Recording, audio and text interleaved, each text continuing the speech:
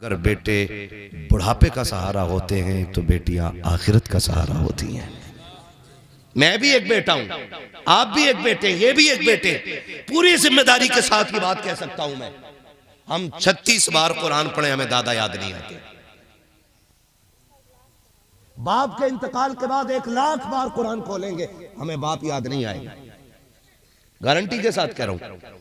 लेकिन बेटी 90 साल की भी हो जाए और जब कुरान की तिलावत के लिए बैठेगी तो उसे कुरान के पारों में बाप का चेहरा दिखाई देता है। वो जब कुरान मुकम्मल तिलावत करके उठती है ना, तो वो चूम के यूं नहीं रख देती है बेटों की तरह। आप देखना, पहली बात तो बेगैरत पढ़ता ही नहीं कुरान, और जागा भी तो शबे कदर में, शबे बारात में, उसमें भी बैठेगा तो दोस्तों के साथ कोनिया मार के कहेगा और बता कल किधर जाना है। 2 रुकू पढ़ के ऐसे पारा बंद करके रख के चल भाई चाबी लगा गाड़ी में, फला मजार पे जाना है। हमारे भी हालात बड़े अजीब है। जब शबे कदर शबे बारात आती है ना, तो कब्रिस्तान में जम के जनरेटर चल रहे हैं आजकल, खूब बल्ब लगा दे रहे धड़ाधड़। एक को देखा, एक तो घास काट के अब्बा की कब्र पे चूना फेर रहा था। हाँ भाई, चूना घास काट के। ये जो फूल कब्रों पे चढ़ाए जाते हैं ना, इसलिए नहीं कि ये गुलाब है इससे फायदा मिलेगा, इसलिए कि ये हरियाली है। और जब तक कोई शय हरी रहती है वो रब की तस्बीह बयान करती रहती है, और उसकी तस्बीह से मरने वाले को राहत महसूस होती है। और इसने बेटे ने घास काट के ना वो भी खत्म कर दिया और चूना फेर दिया जो आगे कुछ जमीन, और कह रहा कोने में वो जो देख अलग दिख रही है वो मेरे अब्बा की कब्र है, चूने वाली। और शर्म कर, जिंदगी में तो चूना लगाते ही रहा, मरने के बाद भी चूना लगा गया। जमा के लगा रहे हैं चूना। ये हमारे देखो बख्शवाने के तरीके। और शर्म करो यार, तमाम लाइटें लगा दी, तमाम लाइटें, पूरी कब्रिस्तान में लाइटें। और जवान इसी को समझता है कि यही सब कुछ है खुदा के वास्ते। समझो तो सही, जब तुम जनरेटर चला के लाइटें लगा के दूर से खड़े होके बताते हो वो कलवा के अब्बा की कब्र है, वो मलवा के अब्बा की कब्र है, वो बुद्धा के अब्बा की कब्र है, वो जुम्मन के अब्बा की कब्र है, वो अच्छन के अब्बा की कब्र है। अंदर कब्र से आवाज आती है, ओ नादान मुझे ये तो बता दे, ये जो लाइटें लगाई थी ये किसके लिए है? ये जो बल्ब लगाया है इससे तुझे राहत होगी, इससे आने वालों को दिखाई देगा, इसकी रोशनी से हमारा कोई फायदा नहीं। हम तो मनो मिट्टी में लेटे गए, ना लगाता हाइलोजन, ना लगाता लाकर के बल्ब, ना लगाता CFL, कोई रोशनी लगाता या ना लगाता। अगर हमसे मोहब्बत थी, कुरान की एक सूरत पढ़ के कब्रिस्तान में खड़े होकर के हमारी रूह को बख्श देता। सुन, अगर तूने लाइट लगाई है इससे उजाला तुझे मिल जाता, तू कुरान पढ़ के चला जाता, उससे उजाला हमारी कब्रों में हासिल हो जाता। नारे तकबीर।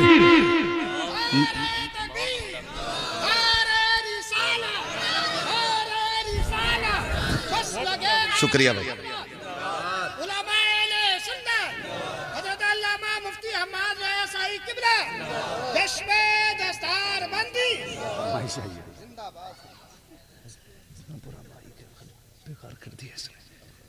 खैरियत है भाई सारे लोग?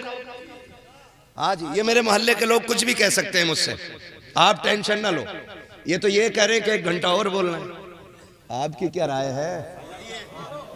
क्या बात है, सलामत रहें।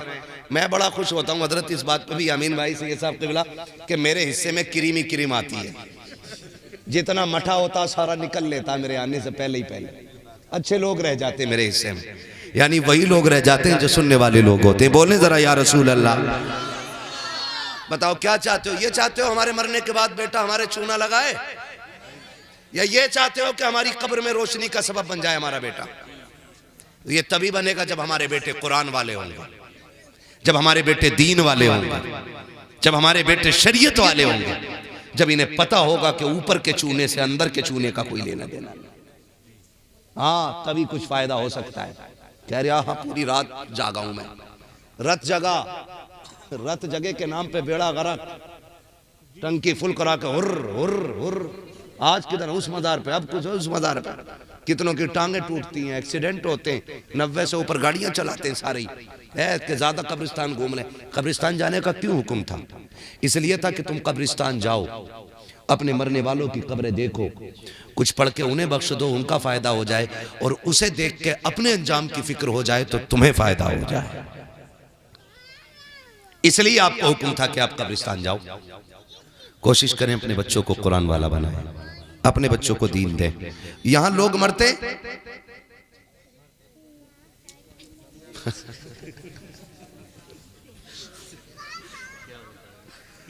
अरे मरते हैं कि नहीं? एक साहब तो कह रहे बहुत मरे हैं। बहरहाल मरते हैं कि नहीं भाई? मरते हैं। हमारा चलन क्या? भेड़ वाली चाल। बहुत गौर से सुनिएगा, बस आखिरी चंद मिनट है, मैं इसमें बात पूरी करने लगा हूं। मुझे मेरे भाई ने हुक्म दे दिया कि हुजूर का शजरा भी पढ़ना है ना, इस पे तकरीर हो रही है, यही बड़ी बात है। हाँ, मैं इतना थक चुका हूं। बहरहाल मैं कोशिश करूंगा कि आपकी ये फरमाइश भी पूरी करूंगा। अभी मेरी फरमाइश सुन लो, आपकी बाद में तवज्जो है सारे लोगों को। मरते बोले भाई, होता क्या हमारे यहाँ, जैसे अब्बा मरे, बेटे ने कहा मैं क्या करूं, तो कह रहे जल्दी जाओ कफन भी ले आना, उधर से एक कुरान की पेटी भी ले आना दिया करा के। यही होता है। इतनी पेटी है मस्जिदों में हो गई कि मुसल्ला पीछे आ गया, मेहराब में पेटियां भरी पड़ी हैं। समझ रहे मेरी बात? जाओ मस्जिदों में जाके देखो, ऐसी ऐसी पेटियां हैं कि 6-6 साल से नहीं खुली हैं ही, इतनी नंबर ही नहीं आ रहे, पढ़ने वाला कोई है ही नहीं, वो पेटियों पे पेटी आई जा रही है। अगर जावे भी है तो कह रहे मेरे अब्बा के नाम की कौन सी है, और अब्बा के नाम की पेटी खोली तो उसमें दूसरे के अब्बा के नाम के पारे रखे। कह रहे इतना मोटा लिखो अब्बा का नाम, उसे ही देख रहा टुक टुक। गारंटी के साथ कह रहा हूं, पूरी मस्जिद कुरान की पेटियों से भर दो। रखे रखे कुरान सवाब नहीं देता है, कुरान तभी सवाब देता है कि जब उसे पढ़ा जाता है ना। तो चली आ रही है ना, तो रस्म वो लाने पे धड़ाधड़ पेटियां ही पेटियां। इमाम साहब का मुसल्ला यहाँ, वो आगे पेटी है, दीमक लग गई पारों को। खुदा के वास्ते याद रखो, अगर कुरान शफाअत करने की ताकत और हैसियत रखता है तो शिकायत करने की भी रखता है। अल्लाह से कहेगा नहीं मालिक किस कौम में भेजा, मुझे दीमक खा गई, जब से ला के रखा एक बार खोलने तक नहीं आया। कितने लोग चाहते हैं कि हमारे मरने के बाद सवाब का सिलसिला जारी रहना चाहिए? हाथ उठा ले भाई जितने चाहते हैं। जितने नहीं चाहते हैं भैया दफन उफन में मत जाइए, उनके लग रहा लिखा पढ़ा साथ लाए। सारे चाहते हैं ना? अब हाथ नीचे रख लो, बात मैं बताने लगा हूं। अगर आप ये चाहते हो कि मरने के बाद हमारी कब्रों में सवाब का सिलसिला जारी रहे, हमारे बाप की कब्र में मुसलसल सवाब का सिलसिला जारी रहे, तो पेटी का हदिया नहीं कराना। अगर इंतकाल हो गया है किसी का तो मदरसे आइए, मौलाना अनस साहब से कहिए कि कोई काम मुझे बताएं मदरसे के लिए, कोई कोना बताएं जहां अब्बा के नाम का मैं 2000 लगा दूं, 5000 लगा दूं। जा गारंटी है मेरी, बाप के नाम की एक छत बनवा दे।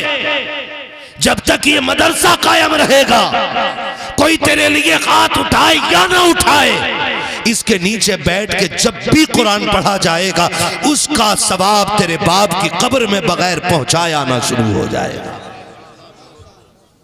करेंगे इंशाअल्लाह ये काम। तो ये बंद करो, है ना। अजीब हाल है, एक हंगामे मैशर हो तो भूलूं उसको, सैकड़ों बातों का रह रहे के ख्याल आता है। मैयत की खबर आई ना, अकलमंद बैठ के कह रहा बिरयानी कौन सी बननी है, 11-21 की बननी है कि शरबती की बननी है। कहा क्यों? कहा भी लोग भी आएंगे ना खाने के लिए, और शर्म कर, ये दफनाने वाले लोग हैं, खाने वाले नहीं। लेकिन जब बन जाता तो फिर मुखिया भी कह रहा खा के ही चलूं। घर में करोड़ों की जायदाद है, लेकिन मैयत की रोटी पे वहां पड़ा है। हमने मुर्दों को इतना अकेला कर दिया यामीन भाई, दफन करने की देर नहीं होती प्लेटों पे दौड़ जाते हैं, प्लेटों पे दौड़ जाते हैं। शर्म करो यार। पहले ही गरीब बड़े वजन में दबा हुआ है, उस पर पहले ही हॉस्पिटल का कर्जा बहुत है। अब ये 11-21 की बिरयानी के चक्कर में उसे और कर्जा लेने पे मजबूर न करो।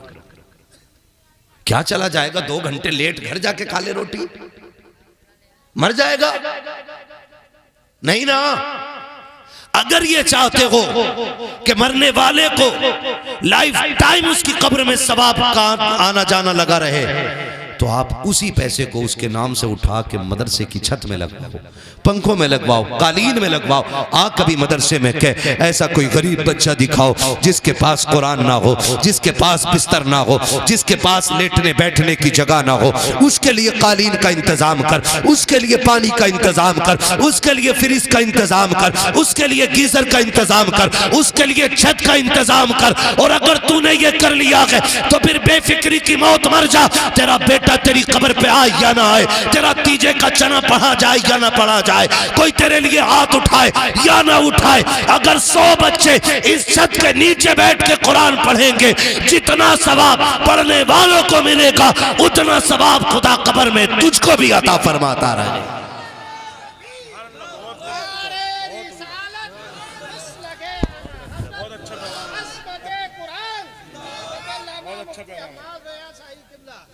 करेंगे इंशाल्लाह। अब बंद करो पेटी लाना और रोटियां खिलाना। लोग कहते चल दफन में जा रहे हैं रोटी वहीं खा लेंगे, हिसाब लगा के चलने निकले। इन चीजों से ये तमाम फालतू की चीजें हो गई। काम करो, काम मदरसे मजबूत करो, अपने इदारे मजबूत करो। जिस घर में इल्म वाला होता है उस घर में ना बदअकीदगी नहीं आती है। हाँ, बदअकीदगी नहीं आती है उस घर में। वो नस्लें खराब नहीं होती जिनमें कुरान वाले होते हैं। बेटों को भी पढ़ाइए और साथ बेटी को भी पढ़ाइए। बेटियों की तालीम इतनी मजबूत कर दो, इतनी मजबूत कर दो कि जहां जाएं दुनिया कहे फलां की बेटी आई है जब से पूरे घर को जन्नत बना के रख दिया है। ऐसे काम कर जाओ। आपका बेटा आलिम होगा, 4 लोग तारीफ करेंगे, और बेटी अगर आपकी ना होनहार होगी ना तो 7 नस्लों तक याद रखी जाती है कि एक बेटी इल्म वाली आई थी, पूरी नस्ल में अल्लाह ने बरकतें नाजिल फरमा दी हैं। पढ़ाएंगे बेटियों को भी इंशाल्लाह, और फ्री ना पढ़ाइएगा, फ्री ना पढ़ाइएगा। आप बेटियों की तालीम पे खर्च कीजिए और एहसास दिलाइए कि हम बेटों से ज़्यादा बेटियों को प्यार करते हैं। फिर खुदा की कसम जब ये कुरान खोला करेंगी ना, इन्हें तुम्हारे चेहरे दिखाई दिया करेंगे। ये कहा करेंगी अल्लाह मेरा बाप कब्रिस्तान में है, उसकी मेहनत और उसके पैसे से मैं पढ़ी हूँ। अल्लाह जो कुरान आज मैंने पढ़ा है इसका सवाब मेरे बाप की रूह को अता फरमा देना। अपने पीछे अपने हमदर्द अच्छे छोड़ जाइएगा। अल्लाह ताला इस इदारे को दिन दुनी रात चौगनी तरक्की अता फरमाए। मौलाना अनस साहब की मेहनतों को मैं दाद देता हूँ कि इतनी मेहनत की है इन्होंने कि इस इदारे को फिर से इन्होंने एक यूनिवर्सिटी की शक्ल दे दी है।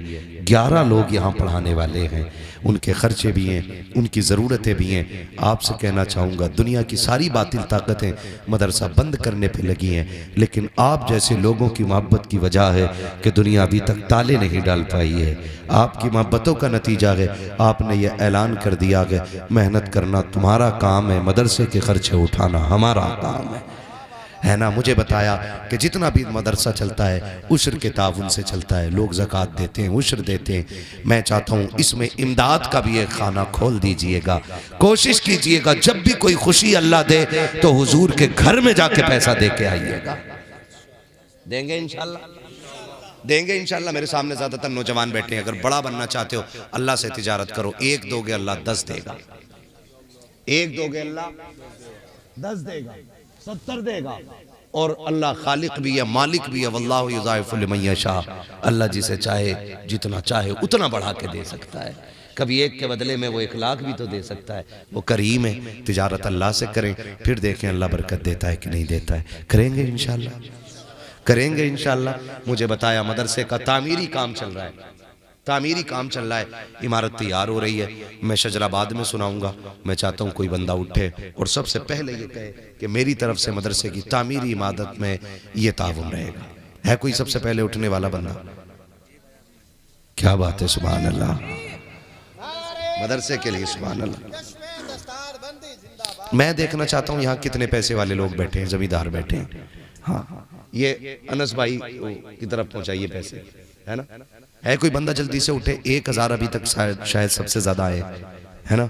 कोई है जो पंजतन की निस्बत से 5000 दे या ऐलान ही कर दे, कल दे दे, लिखा दे आज, ताकि पता चले कि कुरान से प्यार करने वाले आज भी कम नहीं है। है भाई कोई 5000 वाला बंदा कोई हो तो हाथ उठा ले भाई। वाह, क्या बात है, सलामत है। में 5000 वाले चले गए क्या? है भाई कोई बंदा 5,000 वाला?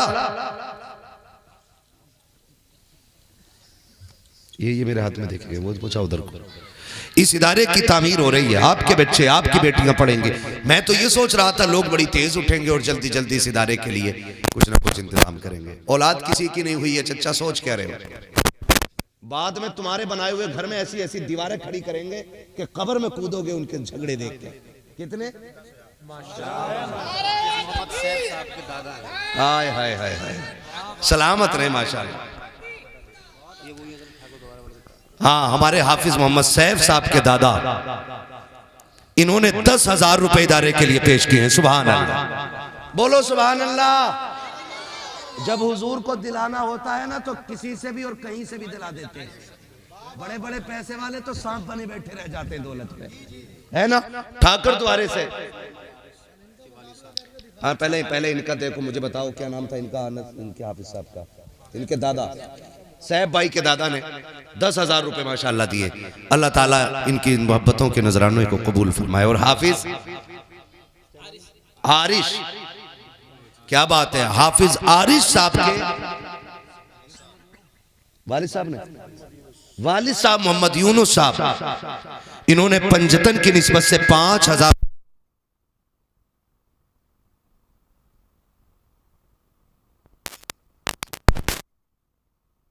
या तो ज़कात लो या ज़कात दो, है ना। कितने माशाअल्लाह। मेरे मिंबर से भी आवाज उठ गई है बगदाद वाले की निस्बत से हजरत मौलाना सलीम साहब क़िबला की जानिब से 1100 रुपए इस इदारे के लिए पेश किए गए। सुभान अल्लाह।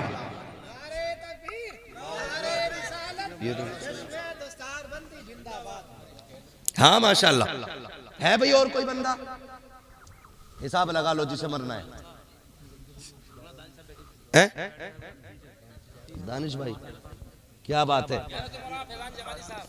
माशाअल्लाह। देखो मिंबर भी हमारा कम नहीं है, पहली बार इतने मालदार मौलाना लोग देख रहा हूं। मौलाना फैजान जमाली साहब माशाअल्लाह, कितने भाई अनस भाई? 1100 रुपए 11वीं शरीफ की निस्बत से 1100 रुपए फैजान जमाली साहब ने माशाअल्लाह पेश किए। अल्लाह रब्बुल इज्जत इनके भी नजराने को कबूल फरमाए। माँ बाप क्या चाहते हैं हमसे यार, क्या चाहते हैं? कुल जायदाद हमारी कमा के हमारे लिए छोड़ जाते हैं। इतना होता सिर्फ तख्ती बदल जाती है, बाकी मौज आप करते, ऐश आप करते। ऐसे बेटे तो बन जाओ कि जो अगर वो कब्रिस्तान में है तो वो मुस्कुरा के कहे मालिक मेरी नस्लों को बरकत देना, मेरे मरने के बाद भी मेरी बख्शिश का इंतजाम करके बैठे हुए हैं, है ना, अपने मरने वालों के नाम से माशाल्लाह। बहुत बड़ी हस्ती है माशाल्लाह। हाँ 11वीं की निस्बत से भी 11,000 न दिए किसी ने यार।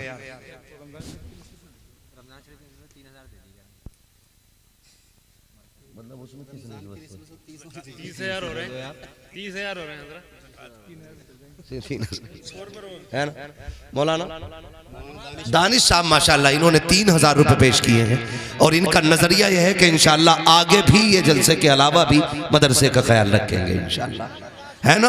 और है भाई कोई बंदा जल्दी से हुजूर का शजरा पढ़ना, जितनी देर कर रहे हो उतना तुम्हें देर हो रही है।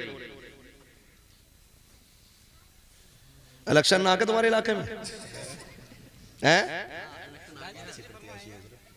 देखो भाई वोट उसे दियो जो तुम्हारा मदरसा मजबूत रखे।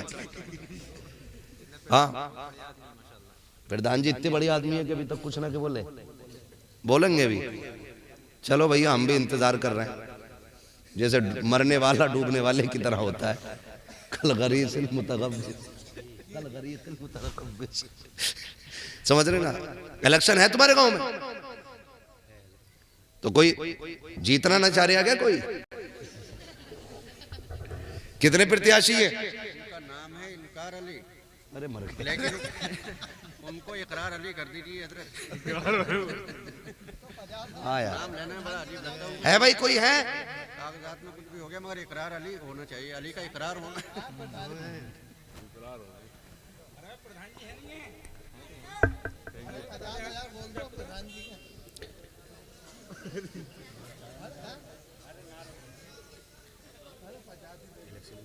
अब कोई ना बोलने वाले, हमारे पीछे से एक चचा ने बात बता दी, अब कोई ना देने वाला, ठीक है ना। बात खत्म हो गई। भरे समंदर सूखते नहीं, देने वाले कभी चूकते नहीं है। इंशाल्लाह आज नहीं तो कल इस इदारे का आप ख्याल रखिएगा। ख्याल रखेंगे ना सारे लोग इंशाअल्लाह। ये इदारा हमारा है, ये महबूब इदारा है, ये जितना मजबूत होगा हमारी नस्लें उतनी मजबूत हो जाएंगी इंशाअल्लाह, ठीक है ना, है ना। इतने अच्छे तरीके से पैसे नहीं दिए चंदे में मैं जो शजरा पढ़ूं, मैं अपना पढ़ लिया। प्रधान जी ना उठे तुम्हारे यहाँ के तो मैं क्यों पढ़ूं? किधर है भाई प्रधान जी? मुंह तो दिखा दो ताकि मैं अपने गांव के प्रधानों को जाके बताऊं। हाँ भाई माशाल्लाह। अरे यार अभी नौजवान आदमी है, इंशाल्लाह अकेला ही किला ढा देगा। बैठ जा बेटे, बैठ तू बैठ। आओ प्रधान जी आगे आओ आप।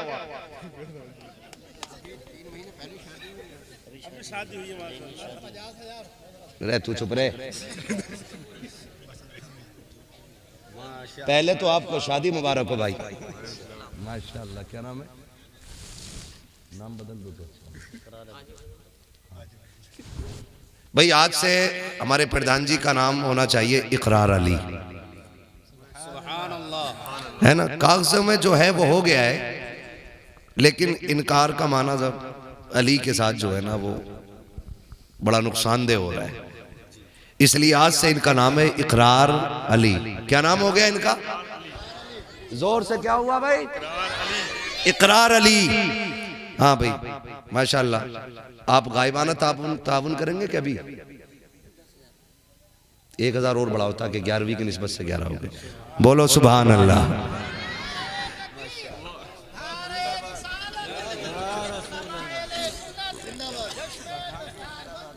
माशाल्लाह हमारे इकरार अली भाई ने, जो आपके प्रधान हैं, इन्होंने 11,000 रुपए बगदाद वाले की निस्बत से देने का वादा किया है। वालेकुम, ये तो 500 रुपए। अच्छा ये हमारे हैं। अच्छा, नाम रखा ही, ठीक, कोई मसला नहीं है। तो माशाल्लाह हमारे इकरार भाई की जानिब से बगदाद वाले की निस्बत से, बड़े पीर की निस्बत से, और बड़ी निस्बत है कादरी कर, कादरी रख, कादरियों में उठा कद्र अब्दुल कादिर कुदरत नुमा के वास्ते। अगर बगदाद वाले की नजर हो गई ना तो बेड़ा पार ही पार है। हाँ जी, अल्लाह ताला इन्हें हर महाज में कामयाब रखे। हाँ, अल्लाह इनकी दिली मुरादें पूरी फरमाए, ठीक है ना। अब भाई सुनो, तुम्हारा क्या नाम है साउंड वालों? उस्मान भाई, थोड़ा सा नीचे वाले डब्बों को आवाज दो। तुमने डंडी मार दी, मैंने कुछ नहीं कहा, थोड़ी सी आवाज दे दो, मैं हुजूर का शजरा पढ़ने लगा हूं ताकि मुझे थोड़ी सी राहत रहे। अब आप लोग खैरियत से, खैरियत से हैं? आवाज बढ़ाने नहीं कह रहा हूँ, साउंड को आवाज दे दो खाली, ठीक है आप लोग। मुझे हुजूर का शजरा पढ़ना है, मेरा हाथ का इशारा हो तो समझ जाना मौलवी थक गया है, सांस लेना चाह रहा। आप कैसे बोलोगे सुभान अल्लाह? इससे ज्यादा शोर हमारे गांव के तीजे के चनों में हो जाता है, यकीन ना हो। कारी साहब बैठे, इनसे पूछ लो। हाँ हाँ, ये हमारे यहाँ पढ़े भी हैं और पढ़ाया भी है इन्होंने। हाँ माशाल्लाह। तो अगर यकीन ना हो तो पूछ लो इनसे। इससे ज्यादा शोर, जोर से बोलो यार सुभान अल्लाह। क्या बात है, अल्लाह बच्चों को सलामत रखे। ये पूरे काफी है। किन्होंने? केरल से अजीम नामी। हाय हाय हाय, बताओ परदेसियों के लिए मैं दुआ क्यों ना करूं। मैं अक्सर परदेसियों के लिए दुआ इसलिए करता हूं कि वो बड़ी जिम्मेदारी निभाते हैं और बड़े दूर रहते हैं, इतनी कुर्बानियां पेश करते हैं और फिर पूरे घर को ना एक बाप की तरह पालते हैं। पूरी जिंदगी परदेश में कट जाती है। मेरे एक भाई हैं मोहम्मद अजीम साहब, केरला में हैं, वो वहां से ऑनलाइन देख रहे हैं, उन्होंने 5,000 रुपए भेजने का ऐलान कर दिया है। सुभान अल्लाह, बोलो यार सुभान अल्लाह। जिस माँ का वो लाल है ना, अल्लाह उस माँ को दोनों जहान की बरकतें अता करे। अल्लाह उस बाप की उम्र में बरकतें अता करे जिसने ऐसे बेटे की तरबियत की है कि केरला में होते हुए कुरान वालों के लिए 5,000 का तोहफा उसने भेजा है। मेरा भाई वो जहां भी हो, अल्लाह उसकी जान माल इज्जत आबरू की हिफाजत फरमाए और उसकी कमाई में अल्लाह बेपना बरकतें अता फरमाए। जितने भी परदेसी मेरे भाई परदेश में रहते हैं, अल्लाह हरान उनकी हिफाजत फरमाए, हर लम्हा उनकी हिफाजत फरमाए। और वो दिन आए कि हमारे आंगन में भी एक बेटा कुरान वाला होना चाहिए, हमारे आंगन में भी एक बेटा कुरान वाला होना चाहिए। बड़ी कुर्बानियां माँ बाप की होती हैं, ऐसे कोई दीन नहीं सीखता है। आप हाथ उठाएं या ना उठाएं, जो बच्चे स्कूल में पढ़ते हैं उसे सब जानते हैं। बोलो जानते हैं कि नहीं? ए बेटे मेरी तरफ देख मेरे लाल, मुझे पसीना आ रहा है सर्दी में भी, ठीक है ना? हाँ बहुत अच्छे लोग हैं, मैं समझता हूँ यकीनन अच्छे माँ बाप की औलाद हैं आप, वरना इतनी रात में जबकि बिस्तर पे आपको होना चाहिए था, आप महफिल में बैठ के ये बता रहे हैं गोया माँ बाप ने आपको ये सिखाया है कि हमें जीना भी हुजूर के लिए है, हमें मरना भी हुजूर के लिए है। जब तक नस्लों में ऐसी माएँ रहेंगी, कोई हुजूर के गुलामों को नाम पे उनके सर कटाने से रोकने वाला पैदा नहीं हो सकता है। हाँ जी, अल्लाह सलामत रखे। हम सारे स्कूलों के मामला जानते हैं, भले हमारे बच्चा पढ़े या ना पढ़े, एक स्कूल ऐसा दिखा दो जिसके अपने उसूल ना हो। आप एक अच्छे स्कूल में, मीडियम स्कूल में भी आप बच्चे का एडमिशन कराने के लिए जाए ना, तो वो आपको पहले अपना एस्टीमेट देते हैं खर्चे का, उसमें लिखा होता है बच्चे के शूज कंपलसरी है, ड्रेस आगे बोलो कंपलसरी, ड्रेस सारे बोले कंपलसरी है, बस्ते कंपलसरी है, आने जाने की सवारी का खर्च आपको देना ये कंपलसरी है। आपका बच्चा लंच बॉक्स से लेके आएगा, वो कंपलसरी है। वो कहते हैं किताबें आप सिर्फ हम ही से खरीदोगे, ये भी कंपलसरी है। और कितने स्कूलों में तो यहां तक हो गया कि आपका बच्चा अगर कोई चीज खरीदेगा तो बाहर से नहीं, हमारे स्कूल के अंदर ही से खाने की चीज खरीदेगा। यही है ना भाई, आपको ये टोटल बना के दे देते हैं कि भाई अगर ये आप फॉर्मेलिटी पूरी कर सकते हैं तब आपके बच्चे का एडमिशन मदरसे स्कूल में होगा, अगर नहीं कर सकते तो नहीं होगा। लेकिन फिर भी उनके नखरे उठाए जाते हैं। सलाम करो इन मदरसे वालों को, पैर के जूते टूटे हैं, फिर भी मदरसा तुझे गोद में लेने के लिए तैयार है। बदन के कपड़े फटे भी हैं ना, तो कोई तुझे सीने से लगाए ना लगाए, मदरसा तुझे सीने से लगाने के लिए तैयार। जी जी बेशक। आपके बच्चे के पास किताब के पैसे नहीं भी हैं, तब भी मदरसा आपके बच्चों को सीने से लगाने के लिए तैयार है। फिर भी मजलूम हमारे ही मदरसे हैं, फिर भी सितम हमारे ही मदरसों पे। कितने इदारा चलाने वाले इस बात से परेशान हैं कि हमारे ही लोग टांग खींचने पे लगे रहते हैं। कोई कह रहा ज़कात खाने वाले जा रहे हैं, कोई कह रहा चंदा खाने वाले जा रहे हैं। मैं कसम खा के कहता हूं मौलवी अगर कमाने पे आ जाए तो खाली थूक के लाखों कमा लेता है। अगर उसे पैसे कमाने की जिद हो ना तो थूक के लाखों रुपए कमा लेता है। और लोग कमा रहे हैं, कागज की एक पुड़िया बेच के लाखों कमा लेता है और कमा रहे हैं। वो मदरसा चलाने वाले लोग जो अपने घर से ज्यादा,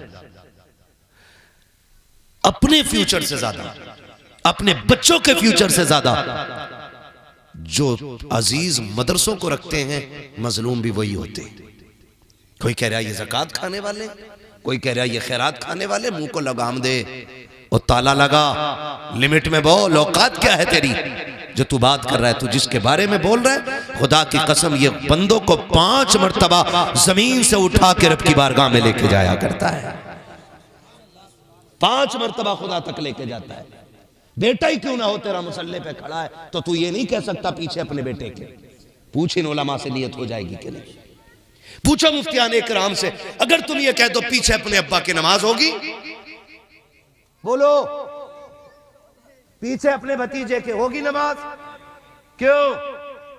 हमारा दीन कहता है इमाम मान, और कह पीछे इस इमाम के। बेटा घर पे होगा, अब्बा घर पे होगा, मुसल्ले पे इमाम है तेरा। इससे औकात का पता लग जाना चाहिए। और याद रखो जब तक पीछे हो इनके तब तक जिंदा हो। जिस दिन आगे आ गए इनके इमाम के, यानी समझ लेना उसी दिन मर गए हो आप। गलत कह रहा हूं मैं? इमाम के आगे कौन होता, जिंदा के मुर्दा? कुछ लोग नहीं बोल रहे हैं, पता नहीं जनाजा ही नहीं पढ़ते बेचारे। इमाम के आगे कौन होता, जिंदा या मुर्दा? और इमाम किन के आगे होता, जिंदों के मुर्दों के? अब अंदाजा लगा लो आप। अगली कोई बात नहीं बताऊंगा। हम स्कूल के 1000 नखरे उठाते हैं। मैं तो सलाम करता हूं उन भाइयों को जो इन कुरान वालों को अपना बेटा समझ के अपने घर पे खाना खिला रहे हैं। कहां लेटते हैं मदरसे में? इनके बेड हैं?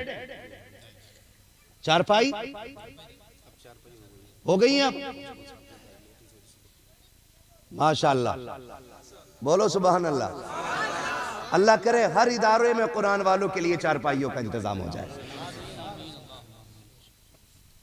माँ बाप अपने बेटों को कुरान के नाम करते हैं, तब जाके बच्चे कुरान वाले बनते हैं, तब जाके बच्चे मेहनती बनते हैं, तब जाकर के बच्चों के सीने में कुरान आता। और सिर्फ बच्चे नहीं, आप ये नहीं कह सकते सिर्फ इन्होंने मेहनत की है, बल्कि इनसे ज्यादा मेहनत इनके उस्ताद की होती है। किसकी होती है? उस्ताद की होती है। अगर बच्चे को 3 बजे उठना है ना, तो उस्ताद 2:30 बजे उठता है और बैठते किधर है? जमीन पे, और कुरान पढ़ना शुरू कर देते हैं। मैंने एक तफसीर में पढ़ा था कि जब बंदे गुनाह करते हैं, अल्लाह नाराज होता है, तो रब फैसला करता, जाओ इस बस्ती पे पत्थरों की बारिशें कर दो। सूरह फातिहा की तफसीर में ये, जब फरिश्ते अजाब के पत्थर लेके उतरते हैं, अभी आधी रात तय करते हैं, हुक्म होता लौट आओ, तो वो जाके कहते मालिक तेरा फैसला खता से पाक है, तूने भेजा था हमें इन पे अजाब नाजिल करने के लिए, वापस क्यों बुला लिया? रब फरमाता फरिश्तों जब तुम यहां से उतरे ना, तो इस बस्ती में कुरान वाला कुरान लेके बैठ गया था, उसने सूरह फातिहा पढ़ी, बिस्मिल्लाह से शुरू की, हमारी रहमत का दरियाए करम जोश में आया, हमने उनके गुनाहों को एक पढ़ने वाले की वजह से माफ करके हमने उन पर अजाब की बजाय करम करने का फैसला फरमा लिया है। वाह वाह माशाअल्लाह।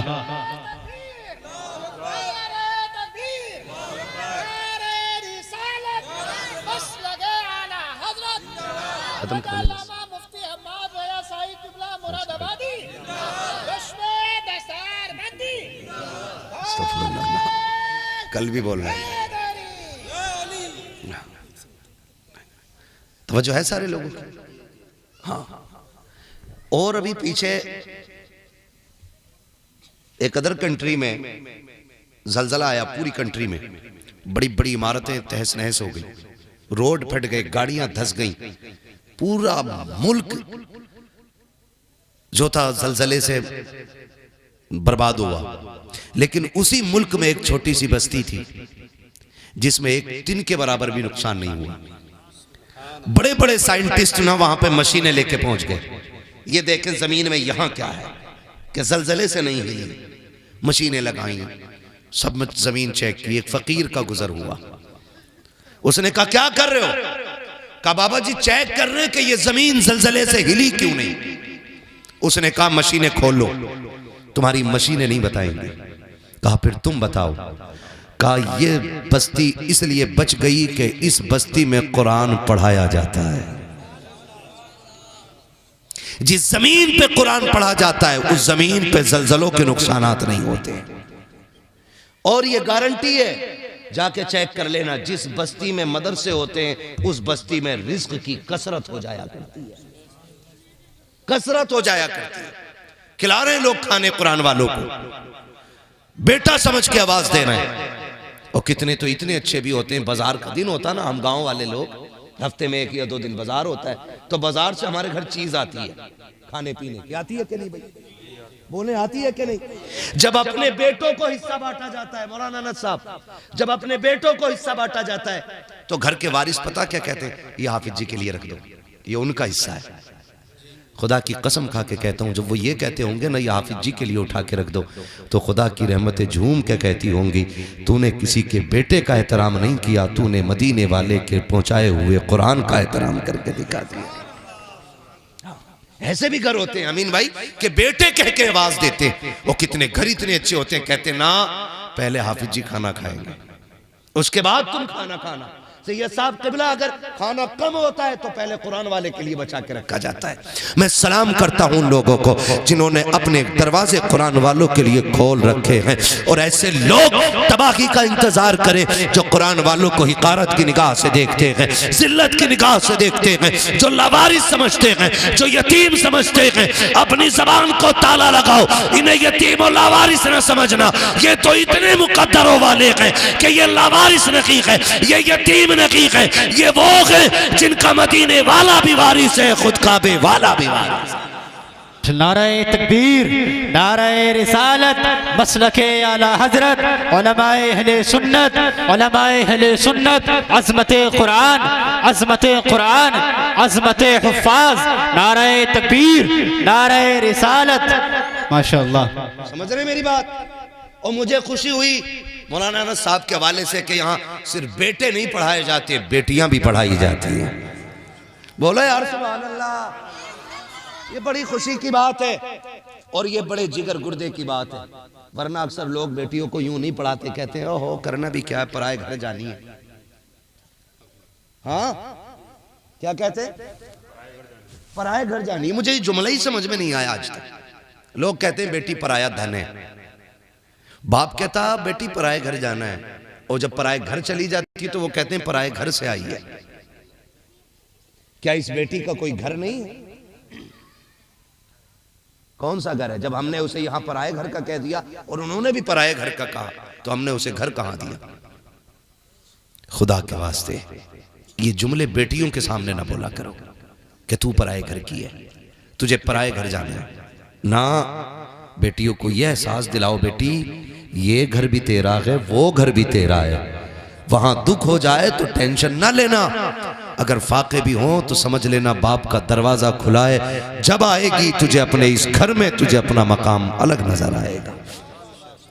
मैं सलाम करता हूं उन माँ बाप को जो बेटियों की तालीम पे पैसा खर्च कर रहे हैं।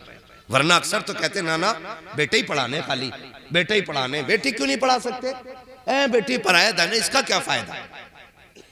बेटे पढ़ा लो क्योंकि ये यहीं रहे।